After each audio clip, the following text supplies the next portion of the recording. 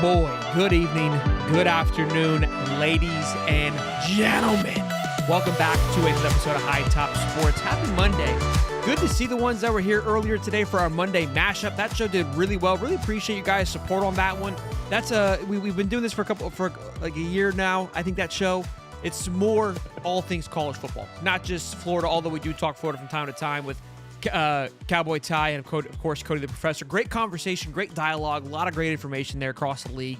So appreciate you guys tuning in for that show this morning. It was a great time if you did. If you didn't, it's live every Monday 8:35 if you guys want to get. If you can't get enough of us, we're bringing you content every which way we can, okay? Try to stay in front of your faces until you get sick of us. That's what we're going to do here. We got a good show for you guys today.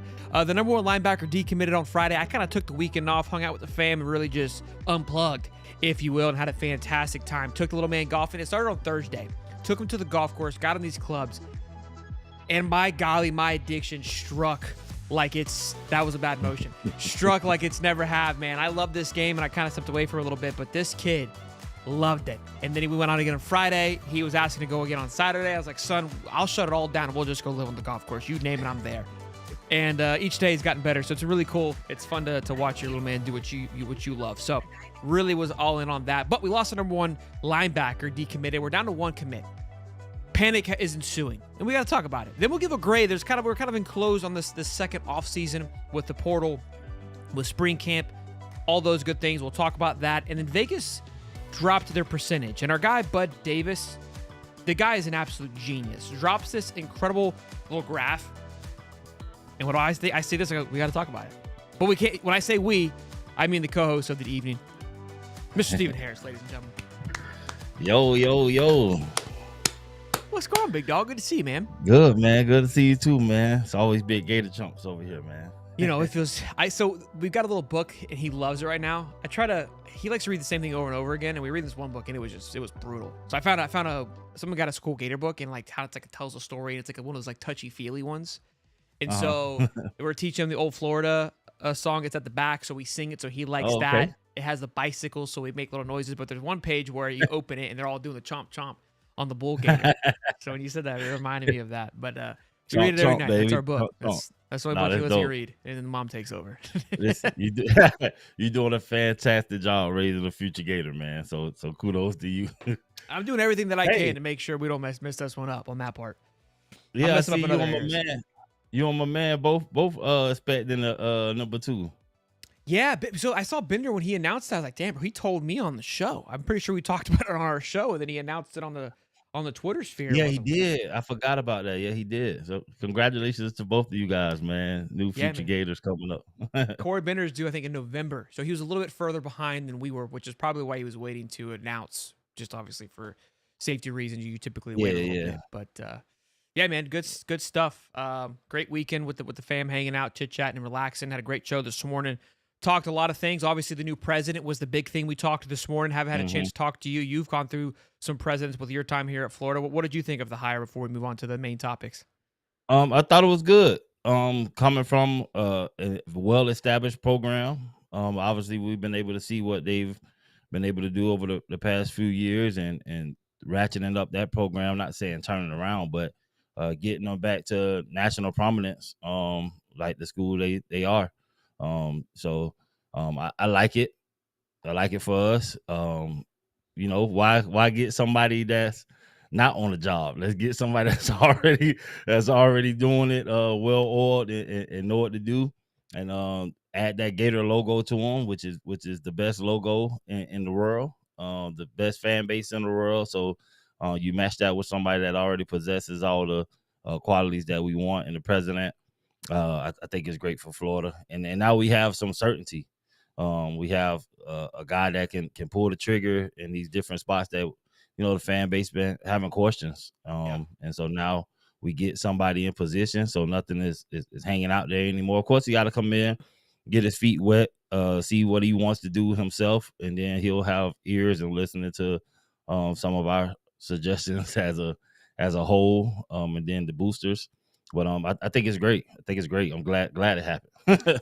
People were talking, obviously, at Michigan with the drama that happened with Stallions and the cheating scandal. And then today, Sharon Moore, their head coach, implemented his own penalty on him. Love how I got to pick the games too. Got to pick week 3 and week 4, which is against Central Michigan, which was the school that was also aligned with the scandal, and then Nebraska. So I was gonna give a little bit of flack, but look, I mean, Nebraska's a tough one. I think that's gonna be a good game that Yeah, they're gonna miss. They aren't missing the first game, which you never want to miss the first one. The second one's at Oklahoma, so you need to go back to back. They don't want to miss Oklahoma and an SEC matchup. yeah. I think Nebraska's a little more important, but if you're gonna pick 2 games, but their schedule, I mean, they've got a pretty Strategic, but yeah, it's strategic, weird. but Yeah, it's, 3 and yeah. 4, like, it's definitely like we're gonna try to take the easiest road possible of the games that I missed. That look, I guess when you self-inflict your own penalty, you get to do what you want. So you don't like That it. was even weird to me though. The self-infliction penalty is like, is it You're really a seeing more and more penalty? of I it. don't know nobody that chooses to harm themselves. No, I you mean, see. like, I mean, Coach Prime in Colorado, they did it a couple weeks ago. It was with a recruiting penalty. Like they kind of just said, like it's shout out to Hunter. He's a golfer. Won his golf tournament this weekend. Our neighbor, young kid, he touched the ball in accident this week and tried to clear the debris, and he told on himself. He went to the officials and said, "Hey, I touched this," and took the stroke penalty. So now he doesn't really get wow, any flat, yeah, any ease for doing that. But that's just kind of the honor of the game, I guess, is where these coaches are taking. I don't think it's the same level of honor, but yeah. That and if you didn't take it and got caught, ooh, the it's way DQ. more It's severe. Yeah, exactly. So that's what it is. And let's just tell on ourselves. So the penalty's only 1 stroke versus a right. possible DQ. Maybe that's what it is. So Makes sense. good stuff there, boys and girls. Let's Will Mizell in the chat. Like Kendrick said, we're gonna be all right. Hey, we Will, what's going on? we're gonna be all Pop, right. I love it. major love. We I, gonna I, be all right. we're gonna be all right. I love it. High top Rook, $5 says them Gators. Them Gators is right. High top Rook. Hey Look, Rook, I don't know if you've seen. I've been wanting to put in our group chat, but I forgot. We've been watching How to Train a Dragon with the little man. Loves it. Great TV show. If you guys know what I'm talking about, Rook is Hiccup. Like to a T, bro. I can't watch the show without thinking that he is Hiccup. If you know what I'm talking about, Rook, let yeah, me know if yeah, I'm spot on there. I think I'm spot on. If yeah. you're No, not, you if you are don't know, you and the girl watch it, and then you guys get back to me. D, not just the city, the world. $2. not just to see the real Craig. Good stuff, man. Good stuff. So pumped for the season. Will says, "What's up? What's up, fellas? What's going on, man? Great conversation with Will again on Wednesday, man. That was a good time, man. Fantastic, bro. Awesome Fantastic. conversation. So let's Yeah. talk about it. The number 1 linebacker, man, crazy Isaiah Williams here. He decommits. I think this is his 4th decommitment, fifth commitment. Committed to Louisville, Florida State, Syracuse, Florida, and now his 5th one Rabbit on Ole around the block. Miss. Yeah, I've seen some comments about it of like the people, like his camp around him were kind of in shambles of it. When he committed to Florida, said, this is it. And we followed this recruiting. We talked about with Corey Bender very closely that when he did commit, or he wanted to commit back in November, but at that point he had committed to 3 or 4 schools at then. And Florida was like, well, let's just wait a minute. Like, make sure this is the place that you want to go. You kind of have a little bit of, I don't want to say sloppy, but a little bit of hopping around. Let's go through the process. Let's see if this works. Let's see if this relationship works. Make sure it's cohesion on both ends here before you Right. do that. And they got all the way to March, and he's like, all right, this is it. This is where I want to be. Let's rock. Let's get this recruiting season started. Commits to Florida, and we feel like, okay, this is it. Let's take the steps. Takes a visit elsewhere. I talked to Corey about it, and they go, yeah, he was kind of confused. Goes to Ole Miss. Not sure if it's an official visit, unofficial visit. Like, it was very confusing on how the visitations were happening. I wasn't really too concerned. I was like, maybe the kid's just kind of doing his thing, hanging out. Well, he ultimately decommits, and now this leaves this 2026 recruiting class with one lone survivor. Yeah. And Will Griffin. Yeah. Thoughts? Crazy time that we're in with this recruiting thing. The decommits, commits, it's a big decision, and I don't at this day and age with everything that's going, I wouldn't rush it for nobody, but of course people gonna start questioning the type of person you are and your commitment level and what are you committing to.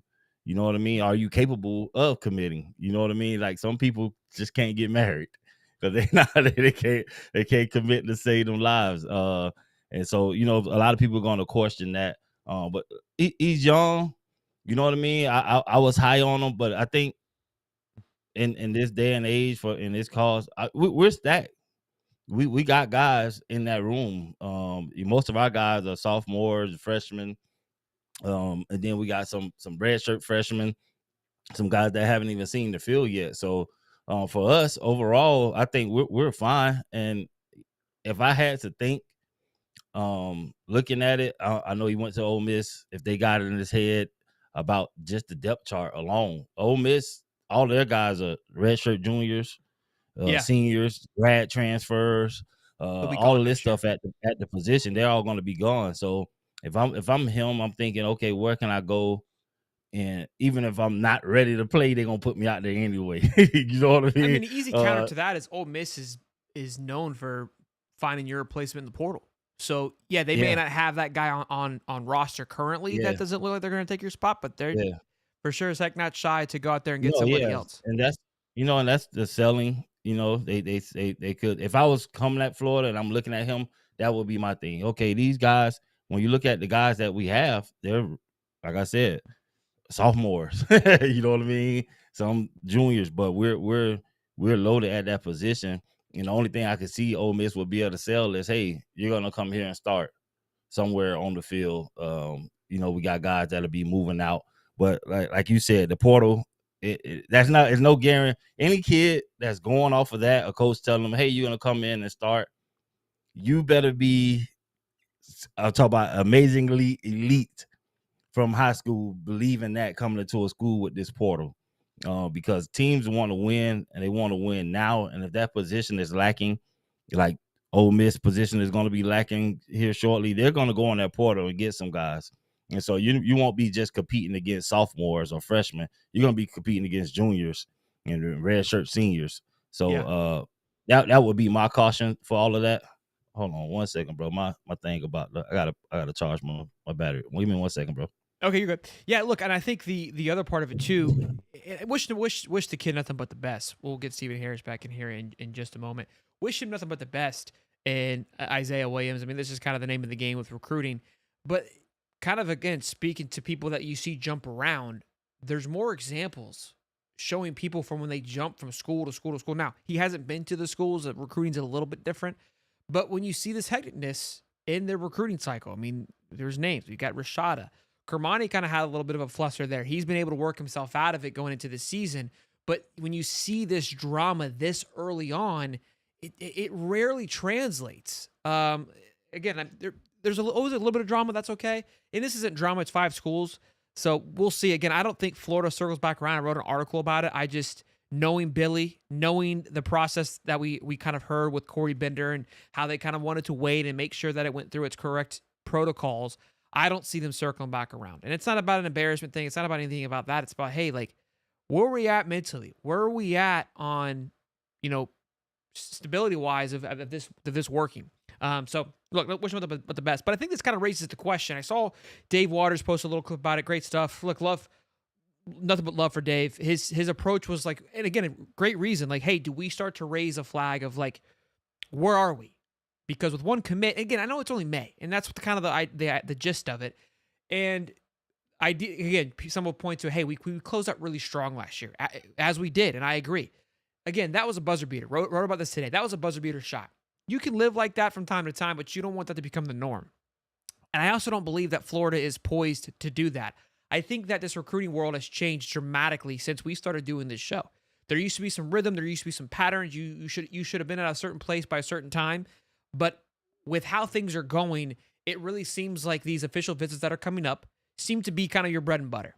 Now, you'll have the end of May, June, and then the third week of June, and then you'll kind of have the next month or so of a committing process. Now, going into the season, we've got to be in double digits. I think just to have a nice, healthy close. That's what we've noticed with most of these schools. Like a Georgia. Georgia was very similar to where they're at right now last year. I know this because we had our High Top Sports Georgia channel, followed along with their guy over there, and he was concerned about where Georgia was right now because they only had about 2 or 3, and they ended up doing just fine. Alabama has 7 or 6 commits right now, alongside Georgia. So all these schools have massive weekends coming up, and that's where the work is going to be done. And Billy, we know that he's going to be more of a soft approach to his sell, more of a lenient, where he's not going to be a hard close, which, look, hate it or love it, it's what he's done. It's his method of madness, and I think it speaks volumes to how this team stuck together and rallied around each other this past season. So I support it, and I'm okay with it in every which way. In no means or shape or form I am in panic mode thus far. I think that come August, September, if we're still Under 5, I think I'll panic. 7 to 10, we'll put it in wait and see kind of mode, because it'll also be interesting to see like the guys that we're targeting, what they're doing. If they're not committed yet, then I'm not worried. I know we've got a handful of guys that are crystal ball to us right now that are set for some official visits, and we'll see. Georgia just got the big one today. They got the number 1 quarterback, so a lot of their focus was on that, and that's huge. You know, you need your quarterback to close out strong. A lot of people pointing to USC. USC has 27 commits right now. Insane to have 26 commits. That's damn near the entire class. Why I would also be worried about them is because they also had 20 plus commits last year this time. We're on an absolute burner, heater, whatever you want to call it. Had the number 1 linebacker, edge rusher from Georgia commit to them. They had the defense. They had like 3 back-to-back guys, like number 1 of their positions, all commit to USC. LSU was in a very similar situation. The number 1 quarterback, the number 1 running back, and the number 1 receiver were all committed to LSU at this point last year. Only the running back ended up staying committed. So, again, it's these tales all the time. Come talk to me in December when the paper is signed. I do believe that the commits that happened in those June, July months seem to have some more stability over the last 2 years than the ones that are sticking very early on. So, we'll see. I think Florida has a lot of momentum, a lot of great things heading in their direction. They seem to have figured a lot of great things out. So that's why I'm not concerned yet, because it's not like every school's sitting at 20. That's kind of where I'm at with it. Q Lee still doesn't trust Billy. Well, that's a no-brainer on that one, boys. Couple super chats here. T-Dub says, $2 says, bro, Dubs in the house. Gators stay hot. Amen. Absolutely, T-Dub. Good to see you, Bubba. Thank you for stopping by. Mr. Stephen Harris had a little bit of technical difficulties, but he will be back without a shadow of a doubt here in just a minute.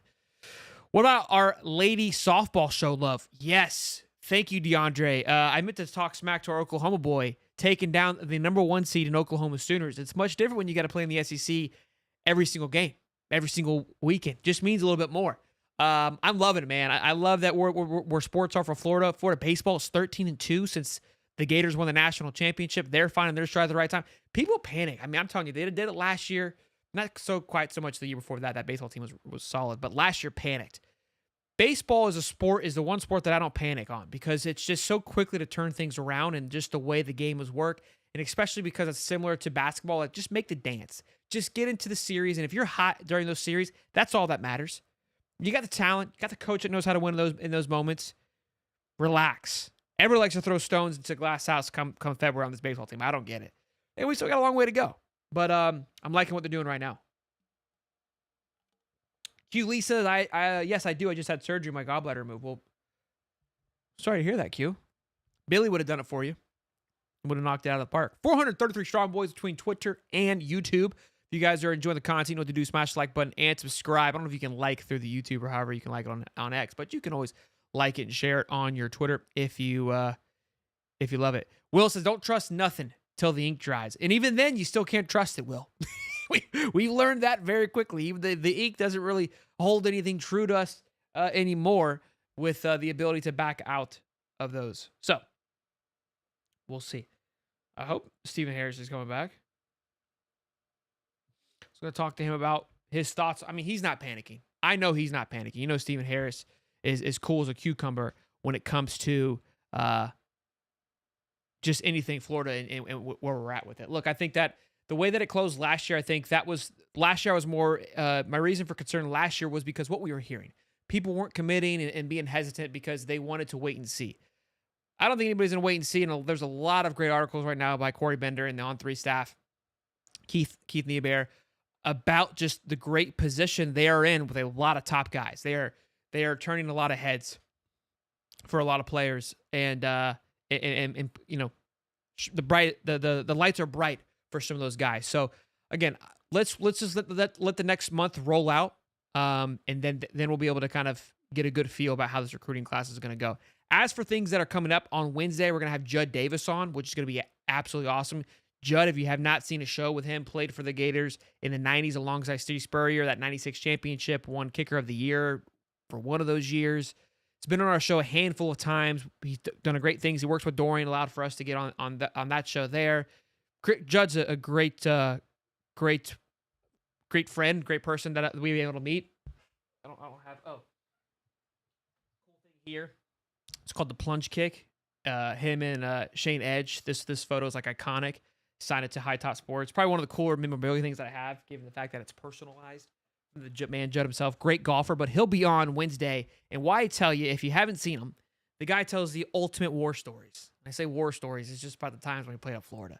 His ability to talk about Spurrier, the great things that he just is able to pull out of a hat, and just that time, during that time back in the 90s, growing up as a kicker, just being a kicker, the people that come on, how Spurrier handled certain situations, how he coached certain situations, the things that they did, the fights they got into. Great stuff. If you're just a Gator just goon and just want to hear great stuff, he's the guy to listen to. And also, he's close to the program. I mean, he just like the rest of them. He hears it. He talks with Dorian, obviously goes to the SEC. So he's got an ear to the ground. He'll be able to give us a few tidbits and thoughts and things like that, especially obviously with the DJ stuff and his shoulder. That's obviously been a big offseason conversson. So I'll pick his brain about that. And then I'm going to make the plug. Hey, how do we get the foursome on the links, boys? How do we make it happen? How do we make it happen? He's on business and he's going to hop on the show. So he's absolutely awesome. It's one of my favorite guests. I remember when we had him on, I was like, man, I don't know how this is going to go. Never spoke to the man before. Got set up through my uncle and came on. And I remember after the end of the show looking at Hollywood, that was probably one of the greatest shows at that point that we had done. And it's been awesome ever since. It's been one of the cooler people that I've been blessed to meet in my life and thankful for. We won some good golf matches as well too. And he gives my uncle a lot of shit, which I love because I always give him crap. And he's an FSU fan, so me and Judd were able to pick on him together. So it's gonna be a blast. Judd and I are it's must watch TV. I always try to pitch him to come on and be part of the show. I don't know if he thinks that I'm not being serious because I think he would do it. Maybe I'm not pitching hard enough. I don't know. Harris is leaving me out to dry here. Let me give him a call and see what's the ETA is because if he's not coming in, Pop's got to keep cooking. We got a show to do. We got to get grades. I got a great chart we're going to look at from our guy, Bud Davis. If you don't know how to read it, you're not alone. Okay. Let's see here. Boss. We're just waiting on you. Yeah, I'm coming in right now. Hey, no rush. We're just hanging out. And my technical support staff obviously took a break. You're live. The chat wants the chat's making bets that you had to go take a poop. Is that? I'm just kidding. All right, hurry up. I do have to use it, but I didn't go. Okay. All right. Fair enough. All right, see you. All right. John Dooley. Shelton, do you still trust in Billy? Oh, absolutely. Look, I've always trusted and loved Billy. After the A&M game, I had my questions. I was ready to rock and roll. But I made my stand last year. I think it was after the senior game when he was kind of getting emotional. I said, I'm riding with this guy to the end of time. At this point, I'm dying on the hill with him. Just the way that he managed that, the way the team kind of just rallied behind him and Lagway and just the staff that they're building. Yeah, I love him. Hate me for it. I don't care. I've made my stance. I've been back and forth on it. But at some point, you got to hold a line. You know, you can only bounce back and forth so long. I feel, and I was over here, and then I swung big time after the Miami A&M game. I was at ends meet, but the way that it closed, I'm here, boys. You know, so we ride together, we die together. Bad boys for life. You feel me? I do, man. Nobody has the patience or the vision to see where he's grown the program. If it goes bad this year, no, but I'm calling 11-1 season. I heard our quarterbacks can ultimately spin it. Yeah, look, I mean, this season you still got to do great things. Like you can't go out there and go 2-for-9 and think that I'm going to be, or 3-9 and think that I'm going to be, supporting the team. No, I can't. I mean, that's a different animal. But I'm not going to be. I'm going to be all in until I'm not all in. That makes sense. I think it makes sense. So we will get Stephen Harrison here. Then we're going to talk about grading it. I think you have two grades now. You have the grade of how they handled that initial offseason going into spring ball, which we did a grade then, right? How they addressed the portal, how they addressed coaching changes. That's that first initial true grading, I think. And now because we have the spring cycle, we'll talk about grades because you missed the entire segment. That's what it is. You weren't going to be panicked about recruiting anyways. I knew you weren't going to worry about it. I apologize. My technical support staff took the week off. Unbelievable. Yeah, and I had to. You need to fire some people. Do number 2 now. So I know, right? We'll get it right before the season. we're talking about grades here, and then we're going to get into that chart that I sent you earlier. But I was saying, like, look, there's 2 grades now because you have the first grade where you've got your true portal movement. How do you handle coaching changes, staff changing, which they did, contract negotiations, extending contracts, letting Right. contracts go, resetting contracts like Coach Jaluk, and then ultimately, again, attacking that portal, that Christmas portal, I guess you can call it. We graded that one. Also, there was front office hires that happened in that time too that we established that. Now we have another season because you're still in this kind of limbo period of maintaining your roster through the spring portal, which we obviously experienced this past time. You've got injuries you've got to overcome. You've got news sagas with arms being amputated that you got to navigate. Right. More coaching changes. Will Harris leaves in the middle of it. So there's other things that are thrown into these seasons, and we could ultimately have another grade during possibly the summer season. We'll see how things go, but grading from, I would say, once we got past those initial hires and the last front office hire, then we had kind of that break period, and we starting of the spring practice from there till now. How do we grade that? And let's put into consideration what happened. I'm pretty sure Coach Harris left at that point, so you had to go out and hire that coach still, which they did. They replaced it very quickly. The linebacker coach, I believe, was hired at that time or right beforehand. I think maybe I'm reaching here, but they're all very close. I think right after, yeah. Yeah, all very close. You had to retain the roster, which we knew about. A lot. There was still a lot left unknown going into this, not a lot, but a good amount. Handling injuries, right? We lost some guys last time this year. So, and how they looked physically would be a big thing. Like just grading how that offseason went, how the speed was, how just the cohesion was, which we talked about all this past season as well. And then they had a little bit of a fiery issue with the DJ Lagway drama, the DJ Lagway saga, right? Like you're dealing with that going all around on top of just the normal nonsense that is Florida football. So, for me, listen, I know you think we're going to be sunshine pumpers here, which I think I was a little more harsh last time. I think it was handled phenomenally this offseason. I know we lost our lineman and Deontay Robinson, but they filled that thing as quick as you possibly could imagine with what is appearing to be some great upside potential. Massive haul there. They haven't filled necessarily the Gregory Smith just yet, which there's still time. It's not over just yet, but that was a departure. But then also managing contracts that were still under, not necessarily fulfilled. We're able to close on those with which we know that we're being highly tampered with from other schools and previous coaches that may or may not have coached here. Okay, that's neither here nor there. Managing that, and then the DJ Lagway thing where you've got, just the battle of, it's like the Twilight series. I can't think of the two guys, but you got two different opinions and two sides of like, they're going to cut his arm off. Like he's going to be okay. And who's going to come out on top. And just the way that he navigated through that, not kind of necessarily taking the bait or saying too much or saying too little, just sticking to what he said was the pattern and getting it done. I think it was an A, not an A+, because again, you still lost a few guys, and maybe you can say that was a good thing for what they were able to bring in, but nobody's perfect. There's always areas that we probably could have got a little better on, but I think the cohesion of the spring practice, the way that was ran, the way they handled that, how they've been managing the media, the hires, and then now this president hire, which not necessarily is a him thing, but all of it's all part of the season. I think it was managed very well. Steve?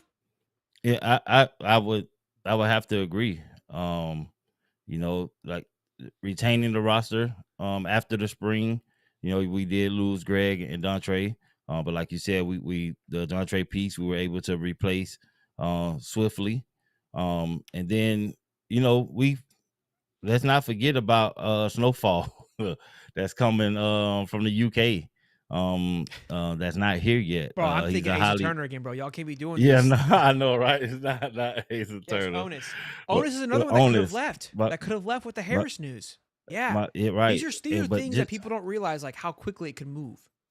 Yeah. So even with the Greg thing, Onus does play some safety. And then we have some guys that can move around.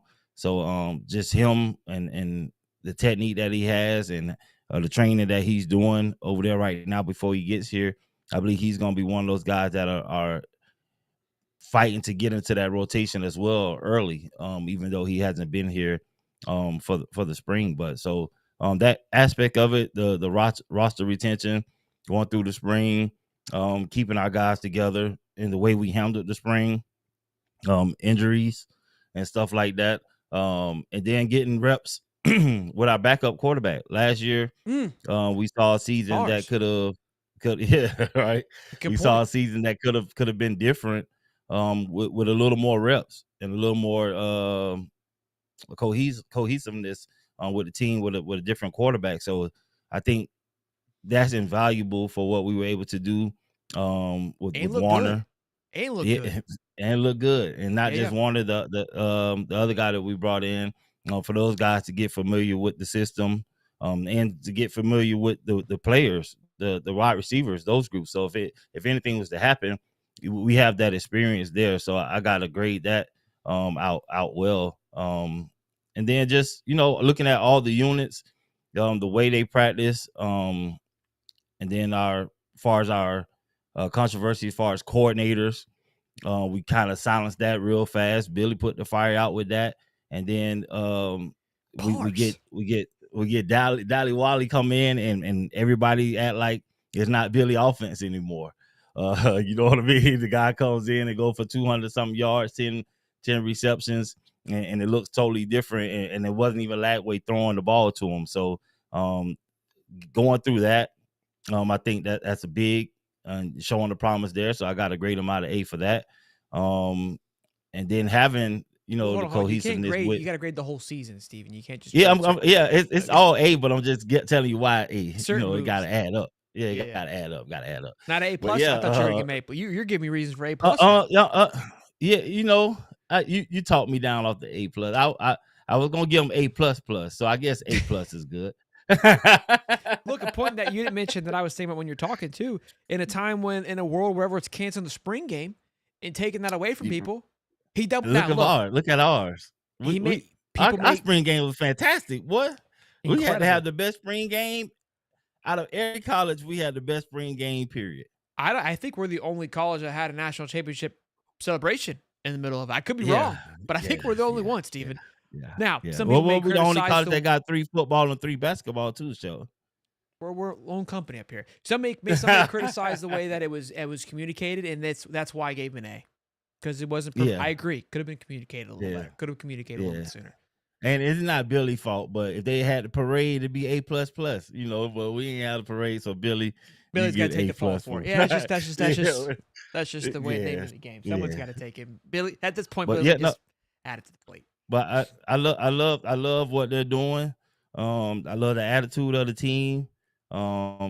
Next man up mentality. Everybody knows what the goal is. Everybody's shooting for it. Everybody's on the same page.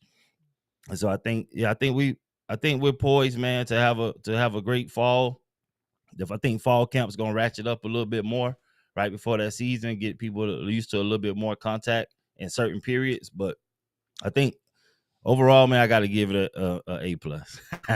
Not an A plus. I love it. Look, I think good stuff. I think all in all, it was great. I'm sure people have some other criticism in the chat. If you do, let us know in the comment section how you felt about it. Give your own grade. We love it. We're here to talk about it. So, Steve and I were a little more on the optimistic side, but I think that there was a lot of good reasons to be excited and feel warm in this offseason, especially, again, since I've been, keeping tabs of this team and reporting on it, whatever you want to call what I do. I don't know what I do, but talking about this team, there's always been some kind of, I would say the adversity this year was the DJ Lagway situation, which I think closed in a very clean way.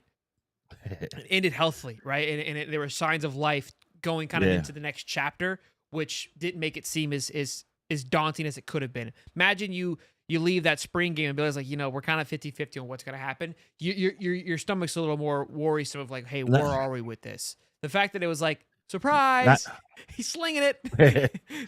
Right. Not even that. We leave the spring game and both our quarterbacks sucked. Yeah, the backups. Now, true. Now that's a whole nother conversation. Or if we lost the spring game, that could have been bad too. But thankfully we won, so there's positives. For sure.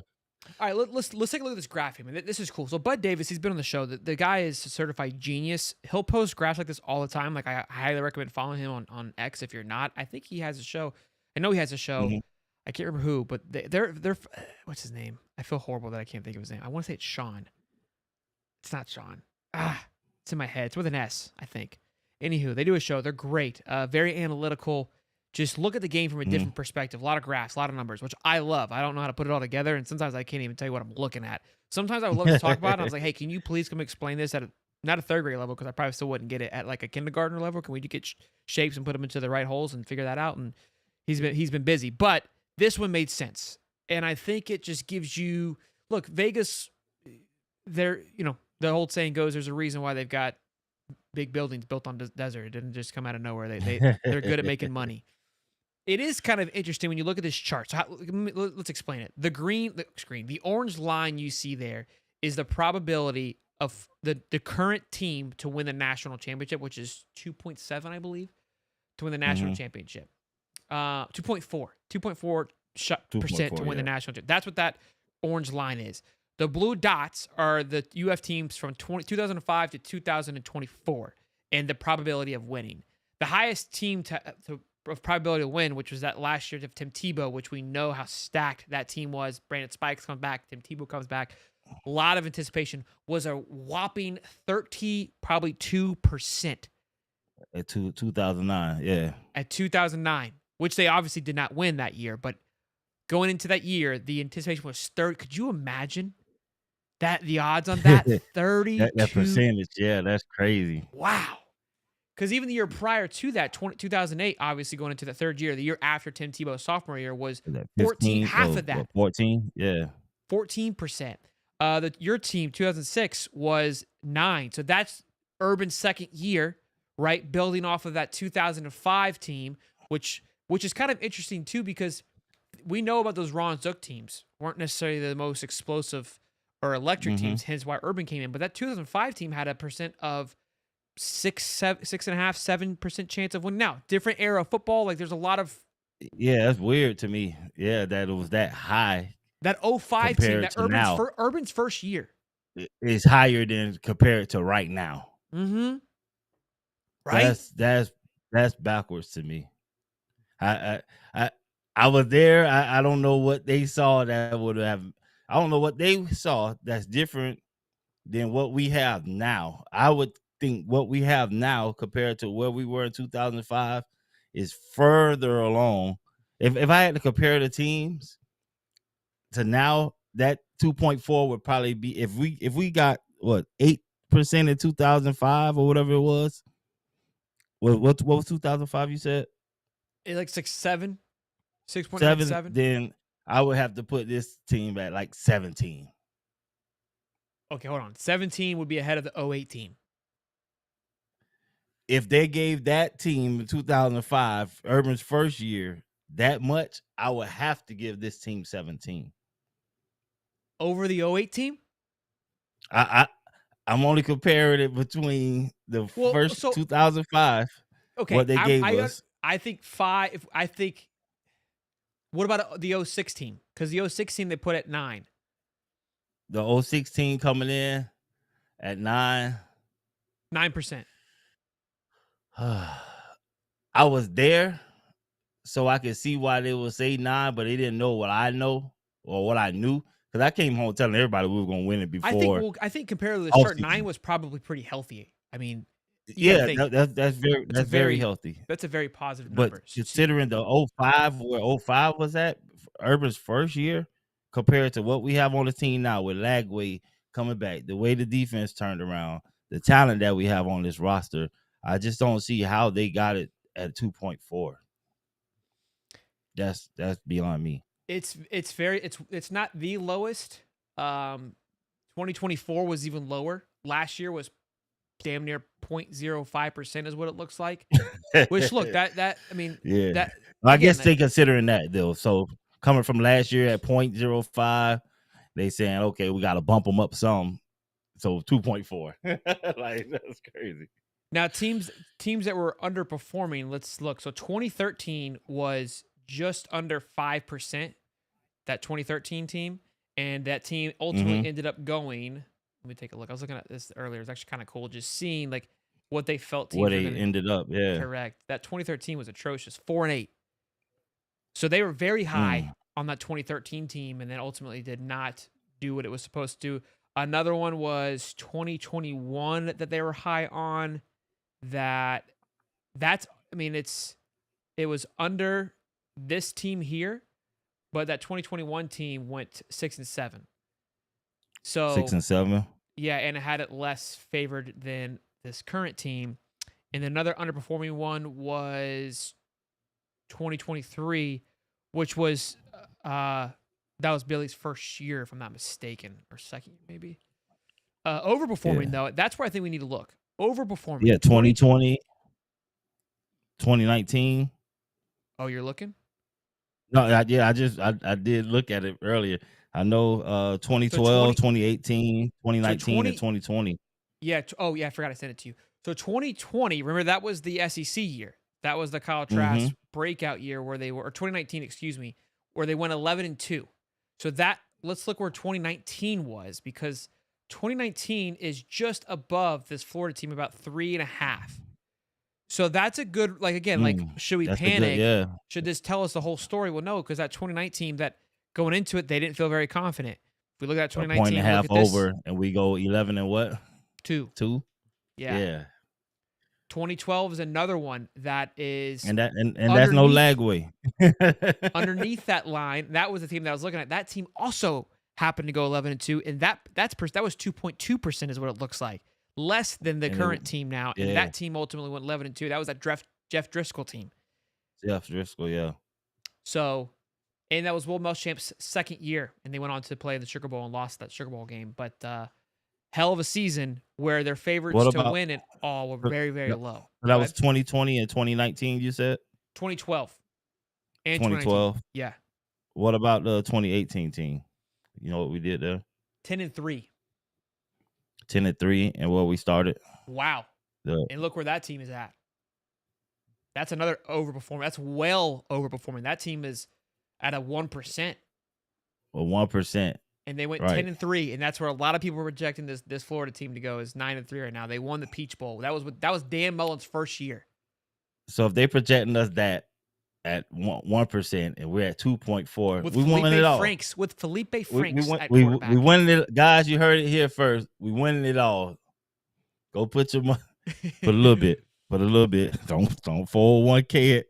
Just It's crazy to see just the impact Urban made, because if you look at 05, 06, 07, 08, 09, and 10, and where they ranked us at 30%. Yeah, like that's crazy. It carries the whole model starting off. Like, it's an entire outlier for that run that he had. We make a run this year. Next year, we go from that 2.4 to about 17, 18.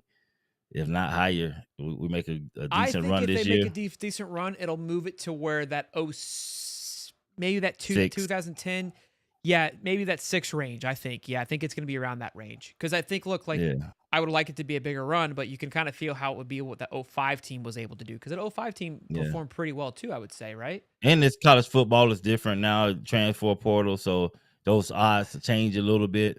Back then, when we had guys that we know wasn't going nowhere, they was able to say, 2009 and 2008 should be up there. You know what I mean? Those guys are coming from the 05, 06 guys. So I can see that. Cool little chart though. Very interesting. I think, again, it's just numbers. It's just a different way of looking at it. You know, you kind of take the feel out of it, but you can add your emotion like we just were. And I think having you here, part of this conversation, is such a treat, because there's a data point that you bring to this that the other people don't have. You were on a handful of these teams, and can say I could see why this team was looked at this way, or hey, this team probably was a little overrated. And knowing what you know, I think that was great insight that I loved. I didn't even think about it when you was asking. Oh shit, this guy played for the team. I'm looking at numbers damn, that's where they had us at. That's crazy. Yeah, because it was crazy. I remember that 06 team when they got voted into the national championship. Florida wasn't really nobody really wanted Florida. No. Yeah, they didn't believe. They did not believe. They did not believe. It would be. Let me see if I can find it. Let me see if I can find like let's see like an Alabama this year. What they have them at? Yeah, that'll be interesting to compare the two. Oh, and Sark, yes. DM me, send it to me. I got you. Okay, so right now it's 10% for Alabama for this year. Dang. And take a look at Georgia for this year. It's 13.6. So let's take a look. Let's do Penn State because I think they're probably the favorites. I'll look at here in a bit who the favorite is. These guys 8 and 9, Penn 10% State. So higher think about than this, ours. guys. Penn State. Let me look at the favorites real quick. It's probably. I think it's. Hold on. That's good perspective when you look at it that way. Yeah, think about a Penn State and like a Georgia, right? They're all like 10, 11. So they're 8% greater than a Florida team that has a lot that's still improving. So it seems like, okay, it's a lot when you compare it to those previous Florida teams. When you compare it to right now, I think the diversity right on par. Diversity is so big that there's obviously a little bit of reason for the discrepancy here. So, okay, Ohio State and Texas are favorites. So let's see where they're at. Penn State's the 4th favorite, and Georgia's the 3rd. I think Penn State should be favorite, but I don't make the rules, so as long as they ain't got them ahead of that 2019, I don't. Bro, by the looks of it, there's no way that's over for anybody, right? So Texas is 16.7. So that's the highest. 16.7. Okay. And that was just over the 2018. So that 2019 was just out of it. Just ridiculous, right? That's the outlier. Like they way ahead of the pack. Like that's plus 150, bro. Nobody can never get to that number again. That's crazy. Look, when I look at this, man, I'm looking at the favorites here. Florida, wow, this is kind of lit. 1, 2, 3, 4, 5, 6, 7, 8, 9, 10, 11, 12, 13, 14, 15 teams ahead of them. 15 teams ahead of them that are favored to win. I think we were plus 100 or like 10,000 last year. We're plus 5,000 right now to win the national championship. And damn near everyone in front of us is in the SEC. And Michigan's up there. I like Michigan a lot. And again, Michigan, I think, is a very similar place, too, with kind of what they're going into, bringing in a lot of talent. And people are excited about them. That was cool. Good to know that. Cool little exercise. You're welcome, guys. Yeah, saying that that many teams in the SEC are ahead of us, given our schedule, and we have to play those guys, that increases the odds in my head to me. That's just kind of like where we start out at. That's the beginning of the season, but as we progress, if they had like a moving scale throughout the season, those numbers will change drastically. Yeah, it moves. It moves from each week. Yeah, so it'll change drastically. So Weatherman says Gators dropped in the same conference though. From plus 6,000 to, well, they didn't really necessarily drop. I get what you're saying, but it's more of I would say an increase because it became more favorable.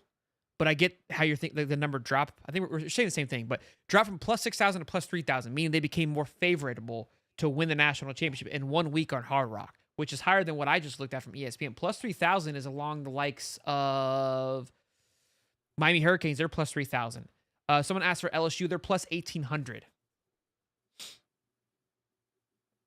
Oklahoma, who we talked last night, they're plus 6,000. Auburn's plus 7,500. Florida State's plus 10,000. That's where basically that's the line of like you're in no man's land. So after that, it's just like they plus 100,000. That's crazy. 10,000. Oh, I guess there is plus 20,000. So damn, Florida State's actually higher than like a Boise State or Nebraska or a Texas Tech, a Utah, North Carolina. That's kind of wild. They missing a zero, Shelton. Florida State's missing a zero. Ohio State, though, favored to win it again alongside Texas. So, good stuff, though. Cool little chart. Cool little information. It is very interesting. Again, I think it's just another way of looking at this team and what to expect. I mean, that's what you do in the offseason. You talk about it. It's talking season, and you kind of just feel out how things are looking and what this team can do. And look, did it give you, a true answer of what's going to happen? No, but I think there's examples of showing that, hey, just because I have it suited here doesn't mean you can't go any further. And I think the biggest thing is looking at the teams that surround it, what their percentage was. They weren't right. Look, Texas and Ohio State, ton of talent. Obviously defending champions. They're going to have a lot of, just like that 2009 team, obviously was a 30%. So there's going to be some extra carryover that's bringing it up. But look at the Georgias and the Alabamas. They were 6 and 7, right? 8%. So 5% better chance of making it.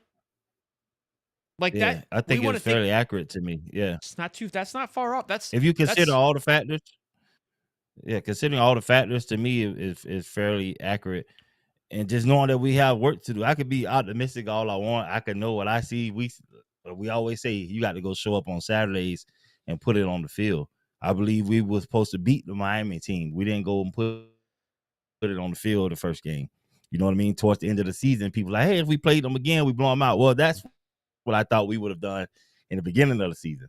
So I can't, considering where everyone's at, I can't be mad at where they have us. But I do see the room to improve, considering that all those guys, well, a lot of them that are ahead of us are in the SEC, and we have to face them. So as we knock them off, our odds go up faster, and we just got to go take care of business. So I can't be mad at where it's at. Looking at it as a whole, I think it's fairly accurate. No, I like it. I think again, you're 100% right. It's healthy, and you go win that Georgia game, that 2% then flips. Then now you're on the other side of it. So there's ways to get there, which we know that. But great stuff. Shout out to Bud Davis again for that information. But great show, great little pop-up Monday show. Again, I love these little shows. They're different because Wednesday kind of has more of an appeal, and I feel like there's a little more pressure of what the expectation is. This show we got a little more relaxed, and it's more just kind of back and forth chit chat and getting to talk. Your perspective on everything is always so much fun. It's so knowledgeable. So we're spoiled every single I appreciate you, man. I appreciate you. You dig in, you dig deep, you do the research, man. You've been locked in, so you on point, man. I like to be able to pick your brain as well, man. So it's always dope. It's good stuff. Stephen Harris, man, pleasure as always to see you, Bubba. You all be good. We're like 600-700 strong between X and YouTube. Appreciate you guys' support as always. You know what to do. Smash the like button and subscribe. We're gonna keep you rocking and rolling all through month of May and June. We'll get you to SEC Media Day, boys and girls. Don't worry, we'll be football season before you know it. Until next time, boys and girls, I'm Sheldon. That's Steve Harris, the champ. Yes, sir. Peace and love, baby. Sorry, send it to me, man.